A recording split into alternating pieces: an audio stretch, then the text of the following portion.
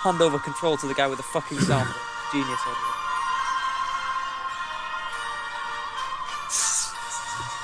Hello and welcome back to this week's podcast. Is that like the Welsh national anthem or something? No, that's the Oscars opening. Oh, I didn't watch that shit. You should. I'm here today with our very special guests. We got the man from Wales. His name is... Sheepfucker. Dan. Oh, wait, I'm just reading Skype. I'm sorry. How you doing, Dan?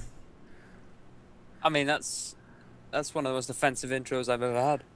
Well, I didn't say it. You did. But you did bring me in here this week. Yeah. Speaking of in here, he's the man from Texas. Yarp. Down south. The big state. The land of freedom. His name is... Holt. What is that like? That's your opening theme I song. know that was our outro. What the fuck?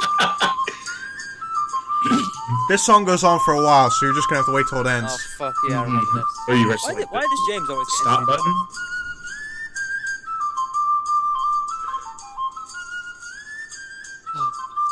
button? Riding Hood or Robin Hood or something like what is that? No, that's that. I don't know. Look, that's just you on the soundboard. I don't know. That's terrible. All right. Redo that for like next month or something when I come back. Okay. I'm I feel like sorry. the IQ of our listeners is just going to sort of deplete over every single podcast we do. We like to bring people down to our level, right? It's good. Yeah. I mean, just saying. I mean, this week's latest episode of Dancraft. I mean, come on, pixelated nudity, Oh, we don't speak of that. talent. Link in the description. Okay. And last but not least, certainly, I think I already said Holt was last but not least, but last but not least, he's the man who is not here because he's absent. His internet broke down. He's from Bristol. The man whose tractor broke down and can't get online. Starting to sound a bit Irish instead of Bristolian. Alright, me lover. Alright, me lovers, he's not here. Me lover. Thank you for having me on the podcast. You're welcome, Dan. It's so great to be here. Suddenly I'm starting to sound a bit Irish. I'm not sure. My European accents aren't really that good. Even when I start to speak a Canadian accent, it turns out a bit Irish. All my accents are Irish. I'm sorry. Anyway. So there we go. That's the intro. You're all introduced. I feel verbally molested. Yeah, so welcome, Holt. Dan, let's Hey. welcome Holt. He's first time on our podcast here. Welcome him, Dan. The one that was the fan. Oh. So I got a question, right? Uh-huh. This is what we've been working on. Recently, there's been some like TV shows or even movies that turn into TV shows or TV shows that turn into movies. You know what I'm talking about, right? Like they had the Marvel Avengers turn into they turned that into a TV show. Didn't do too well. So what's your opinion? Well, I'll ask you, Holt, first, since you're the guest here this week. What's your opinion on? Funny thing, like I don't watch a whole lot of TV, but like Marvel Avengers, if it's I don't know, it's kind of hard. Like think back like when you're younger and you used to watch like a lot of the X-Men and stuff like that, or at least I did. Mm-hmm. So it's like now think back if they tried to make that like live action instead of cartoon. Right. I mean, the money involved into it would be outstanding, and then the production value would have to be amazing to make it worthwhile. Instead of having cartoon people do cartoon stuff. Well, it's even if we want to go even to comic books and stray off from just TV shows to movies. Sure, and look at the ones that have been successful. Walking Dead. Like, I don't know about Walking Dead. I don't watch Walking Dead, but I know that's people are gonna crucify me for that. I just don't. I don't care for zombie shit, basically. Yeah. Okay. Yeah, but it's one of the things like when you look at how much money's been put into like Iron Man movies alone, and I mean, look at how well they've turned out. Right. To think you want to try and put that into a weekly or bi-weekly kind of TV show for a 30-minute or a 1-hour little sit down and laugh, ha-ha kind of thing? No. Like, you can't... To me, so much is moving to the internet, and the fact that it's moving to the internet, like, I honestly expect within the next probably 10 years or so, most TV stuff Will be turns half obsolete. Because, like, right now, we record maybe 12, 15 shows a week. Mm-hmm. Some of them are just like our random cooking shows because we want recipes and stuff like that. But, the stuff like that's on there, we can find that all on the internet. We DVR it. I haven't seen a commercial in 6 months because we do everything on DVR. I don't watch live TV unless it's a sporting event. You know, I'm a soccer guy, so I watch 45 minutes, and then at halftime I go do my business or whatever, get a Coke, and then come back and watch the next half, and then I'm out of there. Before we transition over to internet stuff, I'll just get Dan's opinion on this. One of the big TV shows from back in the day, probably around in the 60s, that has become popular as a movie today, Dan, is like The Muppets. The Muppets used to be a popular TV show, and they twisted it around and turned it into a movie, and now today, the recent movie had record-breaking box office numbers. So what do you got to go with this, Dan? Ricky Gervais is in a new movie. What? Ricky Gervais is in the new Muppets movie. Yeah. That is all I know about it. He's an English guy with crooked teeth. Really explains it, right? Yeah. No, I'm not asking you specifically about the Muppets movie, but what do you think about TV shows getting turned into movies? Going the other way and sticking with the Marvel thing, that show never stood a chance, if you ask me. Yeah. You can't go from one of the highest spending films ever made to a relatively low budget TV show with barely any action. Right. That was on ABC, wasn't it? I mean, I'm normal, so it was on Sky One. Right. Normal. Right. Is that racist? Abnormal. It's an American-made show, Dan. So I mean, because normally the thing is over here, if something's on Fox, if it doesn't make money, like it doesn't matter. They cut it. A lot of other shows, if it makes money the first 2 seasons and the third season, it sort of goes off a little bit. Normally, other broadcasting companies will give it a chance. Fox, on the other hand, as soon as it doesn't make any money, they cut it right away. There's no waiting for it. We're running out of time for this segment, so we're going to move on to our next. And one of the next questions, which I'll direct this towards Dan, do you think that video games tend to promote violence? Because recently, in a lot of the arguments in a lot of these shootings, the Aurora, Colorado theater shooting, the things like Columbine and Sandy Hook Elementary School shootings especially, do you think it's video games now in this generation that are causing those things to happen? Well, it's a controversial question, so... I mean, it can be as controversial as it wants. The short answer is no. It's basically sort of news channels and people in the media trying to think of an excuse for bad parenting, and such other things that can add to stuff like that. I know. Me personally, even as a young age, I always imagined myself being like James Bond. So now I think it sort of goes in a lot of those cases. There's been a problem with mental illness. So do you think these video games, these violent video games, people want to be like those violent people? I mean, normal people wouldn't go around, actually committing these actions that you see in video games, but there's a thought of it. And those people that have mental illnesses, if they think it, they actually will perform, as it's been seen, these actions. So do you think, I know, me personally, I think it's more of an issue of mental illness that has to be controlled than video games, because you can't, harm everyone for the actions of very few. So I think you're right. It is more down to the person themselves. It's down to what they've got problems with. They're just sort of looking for an excuse to do something like that. Taking those was it the Batman thing you mentioned? Yeah, in the movie theater, Aurora, Colorado. Like he I think if Batman didn't exist, he still would have done something like that. He just had a reason to do it. Right.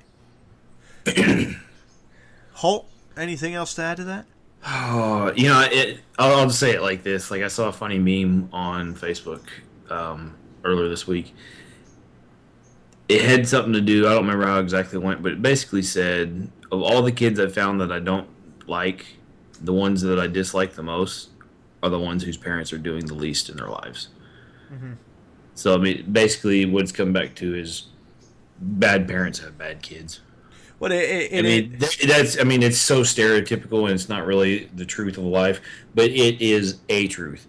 I mean, there's many kids who, they grow up in the worst situations possible. They come out to be, world changers and astronauts and presidents and, all sorts of stuff. You can look back in history and you can always find, on the flip side, you've got kids who grow up with the best parenting and the silver spoon in the mouth and the most, highest chances of education and quality of life, and they turn out to be the biggest fucking scumbags possible. Right. Well, it is an issue on parenting, and I don't want to go too far down this road, but the one thing that was sort of troubling from Sandy Hook, and it happens a lot, is that there's a sense of denial when it comes to parents. When this kid, people told him, the father knew, the parents were divorced obviously, but the father knew that something was wrong with his son, and the mother seemed to deny it. So somehow this kid now had access to all these heavy-powered weapons, and, at least... I think that gets into a bigger topic of how does a teenage kid get access to all these weapons, that he went in... I mean, really, who did you get Kevlar vests? Do you walk to your local Walmart and buy a Kevlar vest and build your own body armor or something? Right. I mean, it's kind of... I don't know. That's kind of yeah. There's all types of NRA type questions and right wing, left wing kind of in between ground stuff on something like that. I mean, it's I don't know. It's a whole. It becomes more than you can't pin one thing on one of these events. I mean, yeah. Obviously, going back to the original question, do video games play into the potential violence from kids? Well, there's such an emphasis on the video games being real, whereas you go back and you tie that to how many people who are playing these games possibly have some sort of mental illness, and then suddenly they can't separate real from fake. So yeah, there's probably a little bit to it, but it's not he listened to death metal and played Grand Theft Auto, so he went out and raped a girl, stole a car, and shot a cop. Well, I think I agree to more with what Dan was saying too. Is if that person didn't watch video games, they still would commit a crime in their own way. So it gives them something to replicate, Right. And there's always something to replicate. I mean, some of the most worst atrocities in the world are the ones that we don't want replicated. I mean, who's to think? I mean, you can go look at, like, if somebody was a history buff and they went and they're like, well, I wanted to be like Hitler. So instead of, being able to motivate a whole country, they just decide, I'm going to murder off the kids in my playground just like he did. So I'm going to create some kind of gas bomb in my neighborhood park. Sure. How far do you want to, try and play back? I mean, history repeats itself. Mm-hmm. People in general aren't necessarily bad, but there are bad people. Yeah, and I don't want to stick on this topic too much, so I think we're going to switch to an ad break because it is controversial, and I'm sure there's many different opinions out there for it. But we're going to get to an ad break. What? Tell us your opinions in the comments. Yeah, tell us. Let us know. Get into an argument in the comments. A civilized debate. There we go. America. We're going to get to our ad break, and we'll be right back after these messages.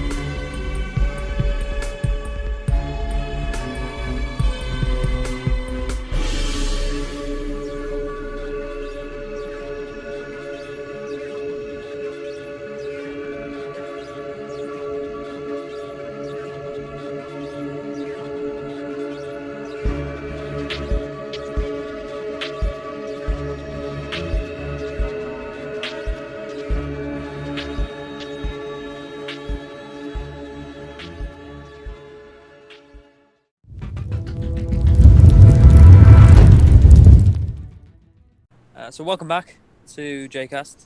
What you've just watched is a little sort of server trailer that was made by Holt and some people from the Visionary team. Is that it? Yeah, it would be Lucid Geek, one of the filming recorder kind of guys that's doing a lot of our cinematic stuff for Team Visionary.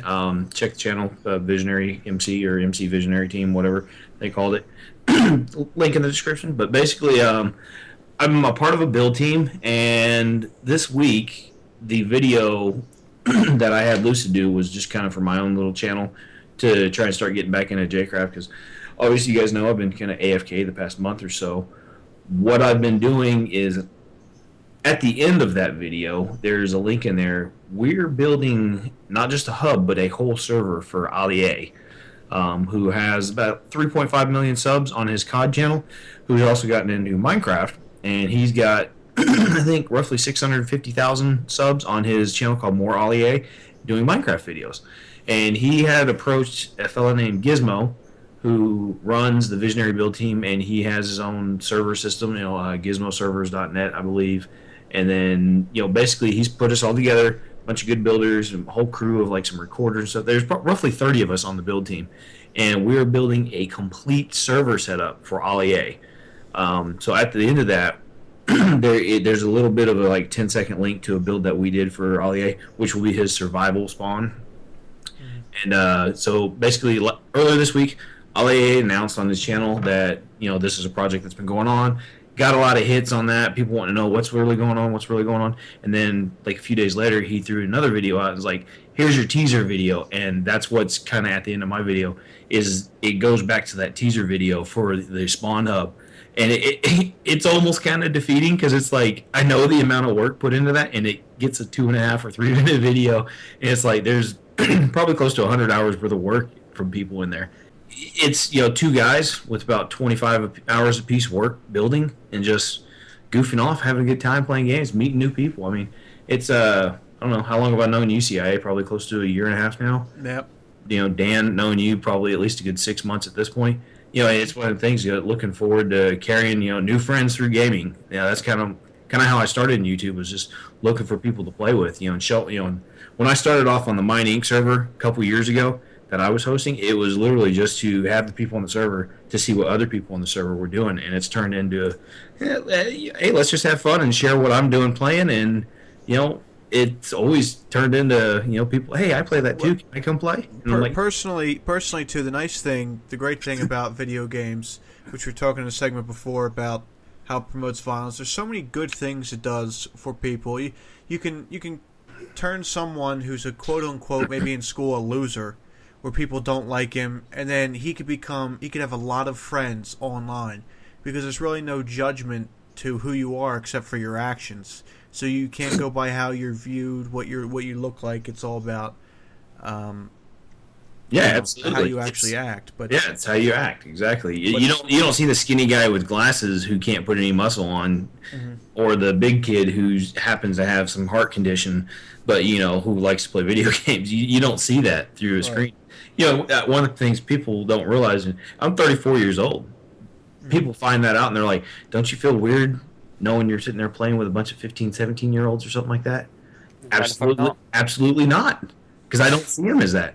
I see people on, hey, they're the, they're the great guys that I have a good time laughing and goofing off with, and we build stuff and have fun, or play shooting games and kill people and goof off and laugh about it. Or they're the dickheads who blow up your buildings with creepers and don't fucking fix it. Those are the same people in real life who are probably the ones picking on the fat kids and skinny kids. Jcraft reference.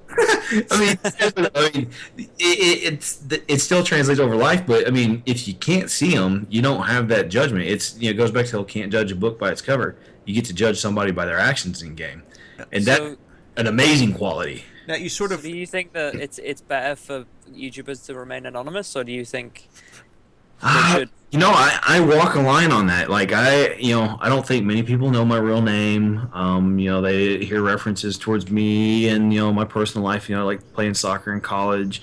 My job I reference every now and then. Towards kind of an engineering call center kind of job. I've tickled with the idea of doing a face cam. I mean, realistically though, like my computer room runs a little hot, so like right now, I'm not gonna lie, I'm sitting here in my boxers kicking it, just BSing. I'm not gonna go get dressed up to get in a face cam. And I don't think anybody wants to watch me just sit around, in my boxers playing video games. So like I think it's a little weird, like when I watch people do streams and stuff and they got their face there. Sometimes it's a cool personal reaction, but then again, there's also like the you look at somebody like Etho, like nobody knows what this dude looks like, and he's one of the largest Minecraft YouTubers ever. But no one knows who he is. It's something big that I know I can relate to. I'm sure many of people listening, if anyone is listening, those people who they can relate to it, is that when you hear someone, you sort of imagine what they look like. You've been with them this long, a long period of time. I know there's a couple people I've been playing with Minecraft with since I started, which was back in like 2010, and then finally 3 years down the road, you finally see a picture of what they look like, and it's just like a hit in the balls because it's not what you expected. Yeah, and it's just you come to realization what it is, but. Actually, that's funny going back to that. When I first joined the Visionary Build Team, who was put together by Fancy Blue Pants originally, and it was going to be the Fancy Build Team. My Skype picture at the time was, just a picture of me with my big old burly winter beard and stuff. And apparently there was they took bets on me of like, is this dude an asshole or is this dude cool? And most people were betting on, I bet this dude is a just fucking jerk. And then they're like, oh. They told me a couple days later, like after 30 minutes, they're like, you are not like what you look like. We were expecting the biggest prick ever. And he's like, you walked in 10 minutes, everybody was laughing and loved you. It's like, well, okay, just being myself. It's like, I look like I look. I can't change that other than maybe shave and get a haircut, but why bother? Yeah, but I'll sort of transition to our next segment here. Yeah. I'll count that as our third topic, what we just discussed there. But is there anything? I'll go over to Dan. This is our off your chest segment. Is there anything you want to get off your chest, Dan, this week? Yeah. Is there anything that grinds your gears, Dan? There fucking is. Grinds my gears. I made like a 6-minute video just ranting about it. And it pisses me off. It really does. There are people on. This is mainly about YouTube, to be honest. And there's people with like.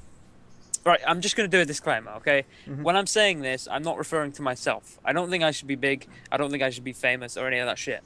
Okay, so understand that before I tell you this point. But there are people with like 500 to 1,000 subscribers who are still on the stage where you have a really bad microphone. Now, I've been through that stage. I know what it's like. I have loads of bad microphones. But the fact that there are people still on that stage and ahead of some people who have really good microphones, it just doesn't make sense to me, and I don't like it. I want to go a step further to go, since you're talking about YouTube. I had I'm going to Playlist Live. I'm not sure if anyone knows what that is. Yeah, I know. I'm going to Playlist Live in November. And the one thing that really bothers me, and I noticed this last night, YouTube really doesn't respect the gaming community. We're almost like they're redheaded. Because YouTube's ran by a woman now. Well, oh, wow. It's almost like we're YouTube's redheaded stepchild. They have all these events for people who are vloggers and people who get in front of the camera and talk, but people who go out and make, even have 6 million subscribers just for making Minecraft videos. They make it doesn't really make sense to me, because you have people that push out a video a day that maybe gets 500,000 views, but then you have the people YouTube support are the people who make 2 videos a week, which brings in less. And they're filming their stupid fucking cat rolling around on a bed. Yeah, but it brings in less revenue for YouTube. I don't understand why they don't support the gaming community more, which pushes out so much content, 1 or 2 videos a day, And then they go and have these massive events for people who just make maybe 1 or 2 videos a week. It doesn't seem to make sense to me why they do that. There's no respect for it, and a lot of, maybe I'm wrong, I don't see any YouTube created gaming events.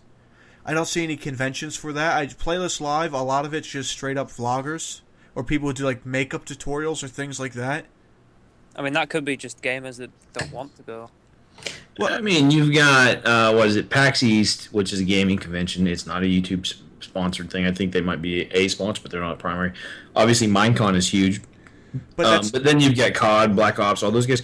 It's like the games, they're responsible from the game makers to produce their own content versus, or not content, to produce their own functions instead of YouTube saying, hey, we're going to have a gaming marathon sponsored kind of event for YouTube content producers who do video games. These events are... Yeah, that's what you're saying. Like Playlist Live, these events are solely created for YouTube, but Minecon is mostly for Minecraft and people who are associated with it. Yeah, no, that's what I'm saying. Like, you don't see YouTube stepping up and saying, here's a gamers convention just for all gaming content, or here's a Let's Play gaming convention. And like that hits a deeper note too, like the dissent within the gaming community itself. Like, I've heard, I'm not going to say any names, but I've heard some guys go on how they don't respect LPers because they're like, oh, why should you be able to make any money off of showing me how to play the game whenever I can just buy the game? Like, you don't realize, like, and the video game manufacturers are coming around on this, or have come around to where they realize, hey, let them show us the whole game because that's free advertising. But then you've got people who think because they run around and shoot stuff in Black Ops for 10 minutes and they put together highlights of their best headshot raffle stomp kills, but then they talk about their dogs running around the fence in the backyard and making tracks. Like, is that content really any better than me showing you how to build a house while being blown up by creepers and fending monsters off at night? Well, it is. The thing is with YouTube, it is, and what it should be, and they're sort of pushing it away and trying to make the big guys bigger.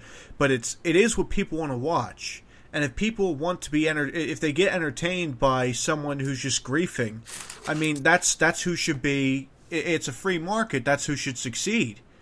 But they're sort of pushing. I think YouTube's trying to push these. They want to be taken more seriously, so they're trying to push the people who are making these big, you just mentioned something that's a get off my chest kind of situation, especially referring back to YouTube. Go ahead. Making big channels bigger. Why not? Where's the help in making a little channel bigger? Like, here's my thing. Like, on my old channel, you get a guy who's shown a year's worth of content at 155 videos in a 365-day period. That's almost a video every other day. You think at some point YouTube would be like, he has shown consistent content, doing the same kind of content. It's not all scattershot. Why wouldn't they go ahead and think, okay, well, maybe we'll see if people really like it. He's just bad at marketing.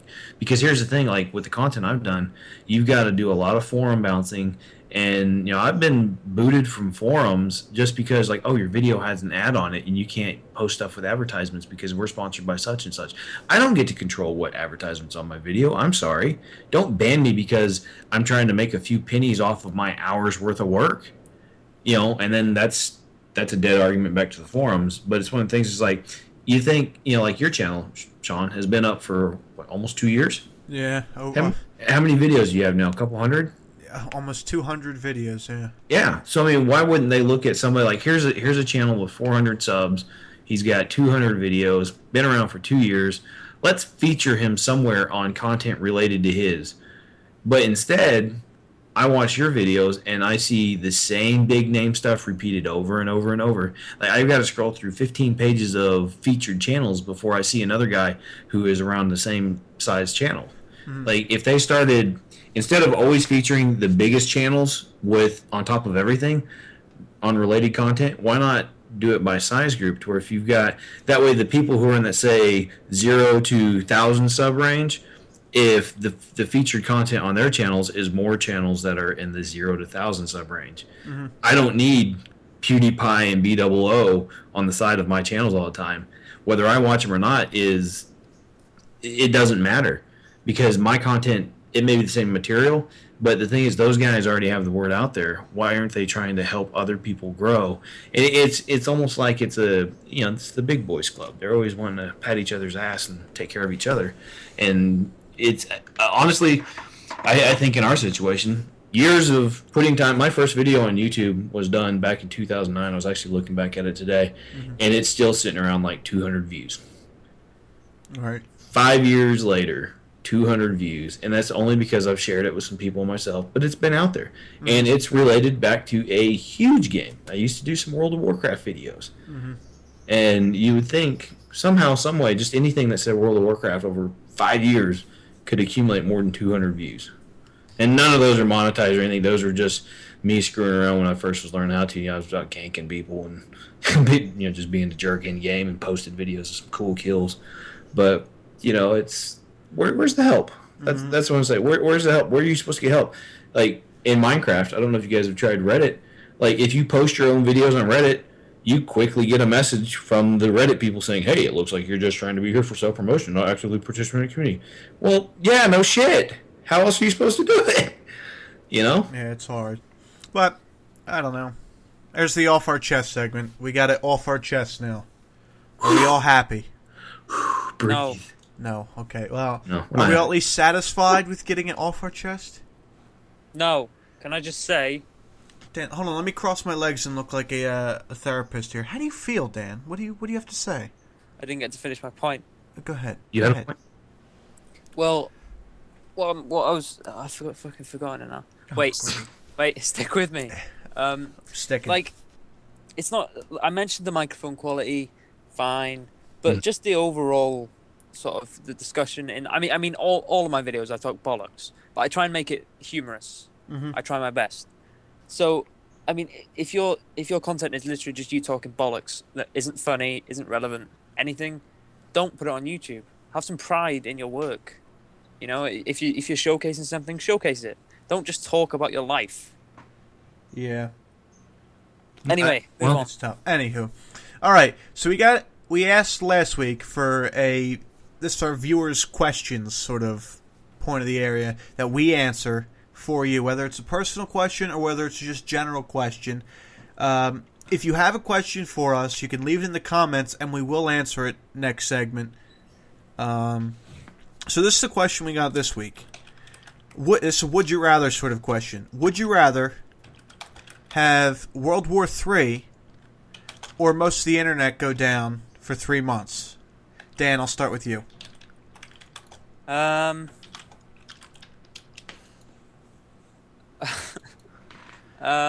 on.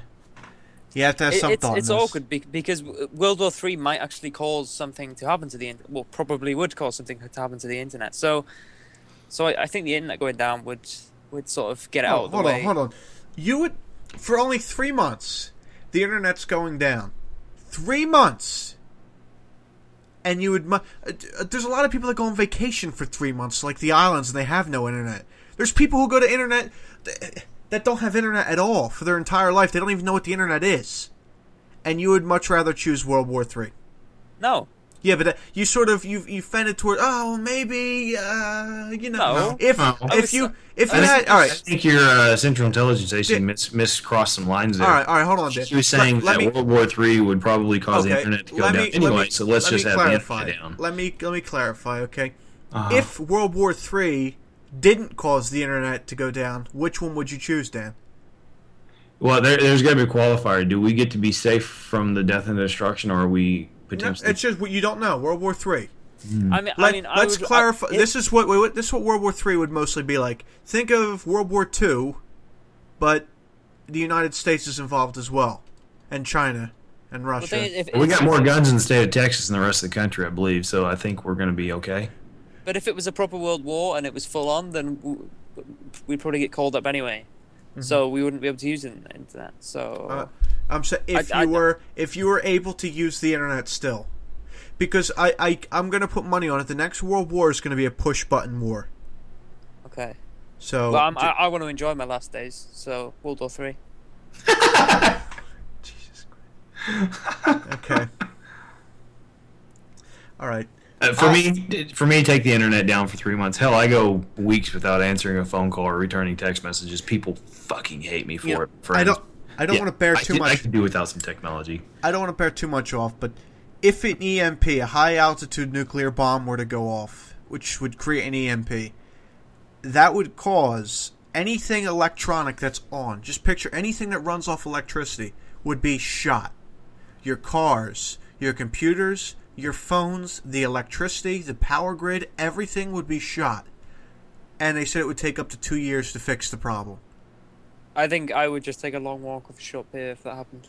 So you wouldn't. So now you're talking 3 months. So instead of, you would much rather have World War III. Okay, you know what? I'm not even gonna. I'm just gonna rage over this. So. No. You've mixed it up now because you said you're still allowed to use the internet if World War III happens. Yeah. So you can't go debating about an EMP. If an EMP is going to happen, we're going to lose the internet anyway. So we might as well go for the internet being off. But your point was we'll still have the internet. So you much rather have thousands, tens of thousands, maybe even hundreds of thousands of people to die. The world is overpopulated. Okay. At least they'll still have porn. Okay, right. Priorities, right, Dan? So yeah, we see where our priorities lie. So what would you do? Me? Yeah. I would much rather. I go a year with the internet to be down before World War III. Wow. Because World War III is going to be a push-button war, so there's going to be a lot of casualties. And personally, I live in New Jersey, so Target number one. I have this is the problem. I have New York to my north, Philadelphia to my west. Right? Yeah, you guys up there, I mean, just from down here, you guys might just be an incident of friendly fire. And oops, we dropped one on y'all. Right, Baltimore down to the south, and D.C. a little bit further.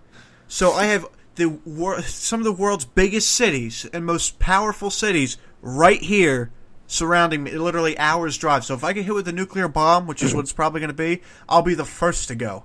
Well, Sean, didn't we have a conversation a few weeks ago? You were talking about moving to Texas at some point anyway?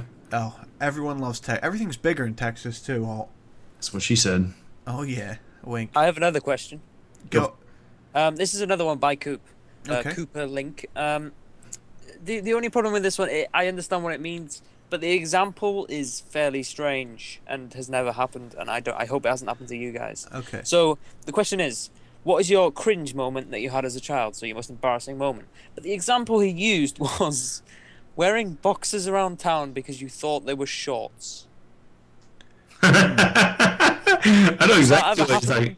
It's not happened to me, but I know people have done that. They thought they got a nice, cool 3-pack of shorts, and they were right. They clearly say boxers on the front, but maybe they're boxer shorts. I mean, a boxer's different in America because here they kind of show a bit of package. Well, hold on, because we have boxers and we have boxer briefs, and boxer briefs, I believe, are the tighter ones. Yes. Boxers are basically like shorts. Yeah, but briefs are like the budgie smugglers. Well, briefs we call them regular briefs, or the slang terms whitey tighties. Yeah, I've heard that. Nut huggers. Mm-hmm. Nut huggers, Yeah. The whole.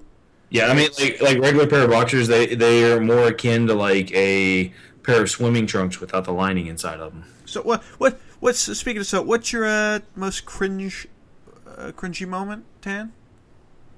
As a child. Probably we were doing PE, which is PE. This is awkward. Physical education, right? You have that in America. Okay. Yes. Yeah. Wait, hold on. Wait a minute. No, Tim watching athletes play basketball or something, though. What is that supposed to mean? Well, we know what it's supposed to mean, Dan. Thank you. That wasn't a diss. That was just a mix-up of words. I didn't know whether it was called the same. Okay? Oh, you have PE in America, right? He. I didn't know. I heard it. So, anyway, we were doing PE in primary school, which is the elementary school for us. Right? Elementary school, that's it. And we were doing like forward rolls. Okay. And it was all going well, and then like halfway through, I did it. I did a forward roll, and I got like mid, so my ass was in the air, and I let out the biggest fart you have ever heard. Everybody heard it. Everybody looked at me. That was the most embarrassing moment of my childhood. Holt?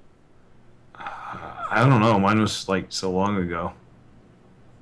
I mean, now you're talking like back in the 40s. we're thinking about. Yeah, I mean, I was born in 1980, so yeah, I mean, you're really asking me to dig up into something 20 years Back ago. when my dad had to go out. Like, honestly, I mean, I'm not really like a highly embarrassed kind of person. So, I mean, like, when I think, I'm like, I don't have a moment that stands out that's my most embarrassing. I mean, there's been so many times I've intentionally made a fool of myself, so people might have been embarrassed for me, but I don't know. I'll tell you this much, though. When I was, all right, here, I got something. Not really childhood, but when I was 21, 22, I went out to California, had an aunt and uncle getting married, and I was plowed drunk, and I was in flip-flops, and somehow or another I'd lost my belt from the night before, because I was still drunk in the morning, by the way, because we just drank through the night. So sometime during the night I'd take my belt off, and I lost my belt, so I had these shorts on. They were a little bit too big for me, and I had a backpack full of like travel supplies, because we were on the road, just kind of road tripping it, and I think I had like probably a 12-pack of beer still in the backpack, so it was kind of weighed down. I tripped over a root to go hug my aunt goodbye, and she was still in her wedding dress, and I face planted right into her breast and knocked her to the ground in her wedding dress. The beginning of that And then your shorts came off. Your husband walked through the door. No, they did fall down a little bit. I mean, the thing is that made it so worse. It was outside in front of everybody. And the funny thing is, I have a picture here somewhere around the house hanging up on the wall, and it's all the family for this wedding photo. And I'm there, they're all standing up, prim and proper, kind of dressed up in casual clothes. And there I am, I'm laying on the ground in front of them, just kind of crossed my legs, just laying down. I've got a beer can in my hand, and that's the family photo. It's like everybody's probably drunk in the picture, but I'm the only one in the wedding photos who has a beer in his hand. Every picture I'm in, I've got a beer in my hand during that. So, like, it's a constant reminder, oh, yeah, you remember when you tripped over the tree or the root and you knocked down Betty and face planted and you got her dress all dirty, brand new white dress for the wedding day, and here I am knocking her down in the grass and dirt. So, I mean, yeah, it was pretty embarrassing. Everybody laughed, and they just knew, oh, it's the dumb drunk kid. Yeah. So did you have to retrace your steps from the night before to find your belt with your two friends and a lion? No, they had the wedding out on their property. They live on 18 acres. We God knows where it's at. Oh, so it wasn't in Las Vegas? No. We don't talk about Las Vegas. It stayed there. Because your belt might be sunburnt on the top of the building. Right. Show us your boobs. No, fortunately, her top didn't come down and add to her embarrassment. Where it was just more of the shock of whoops, because I was just trying to hug her goodbye. And I'm like, see you later, and when the end of my flip flop caught a root, and I just fucking face planted, and there was nowhere to go but through her on my way to the ground. That's great. Right. So what's your embarrassing moment, Sean? So that's it. That's the. No. No. We're gonna have the 5-minute extra time here because Sean's got to tell us his story. Yeah. Okay. When I was 1 year old, okay, first of all, bear in mind, right, this isn't really, I can't really say it's too embarrassing because I was very, very young, but if you hear this story, it's kind of, it's cringy. Okay, yeah. So I was 1 year old, I was over at my aunt's house, and she was watching me. My mom and my dad were out to dinner. So I'm over at my aunt's and uncle's house, and I'm in the backyard. They have a dog. They were inside. They step inside for 1 second. Come outside. There I am on the grass with dog shit in my hand. And then they look at me and they said it was almost like slow motion. They're running after me. Go, no! And I'm smiling, looking up at them, taking this shit and smash it in my face, all in my teeth. Oh, that's epic. So we've got the sheep fucker and the shit eater. You guys have a great day. Thanks, this will be 80. I'm out. Really? Peachy. Beginning of the show, I'm racially abused, and at the end of the show, I'm racially abused. What the fuck? But that's my bad. I mean, it's not really too bad because I was only one, but that's... I ate shit, and they had to go inside and scrub all the shit and pull it out of my mouth. And they didn't tell my mom and dad for like a couple weeks because... They were embarrassed they let you out in a yard full of shit and you ate some? Yeah, and I ate it. How did they break that? Like, they were making sit down. Dysentery, like the Oregon Trail. A couple of weeks ago, Sean ate shit. Your son ate shit. There was some corn in there. It didn't turn out well. In the backyard, and he just kind of had a handful of shit while he was out there. Yeah, it was he delicious. does it all the time. It's fine. I imagine the Cartman mom kind of, what? Yeah. Jesus Christ. Is that Carmen's mom? No, that's the other kid. So talk about South Park. I guess that'll do it for our podcast. Thanks for having me, guys. Thank you, Holt, for joining us today as our special guest. And thank you, Dan, for joining me this time around. And thank you, James, for being a letdown. Alright, I'm sorry I'm not even here. Alright, me lover. You started off Irish this time. You didn't even make the transition. I'm sorry I'm not even here. What the hell's going on? I'm sorry. I can't do it. Jcast, everyone. Jcast. Join us next week.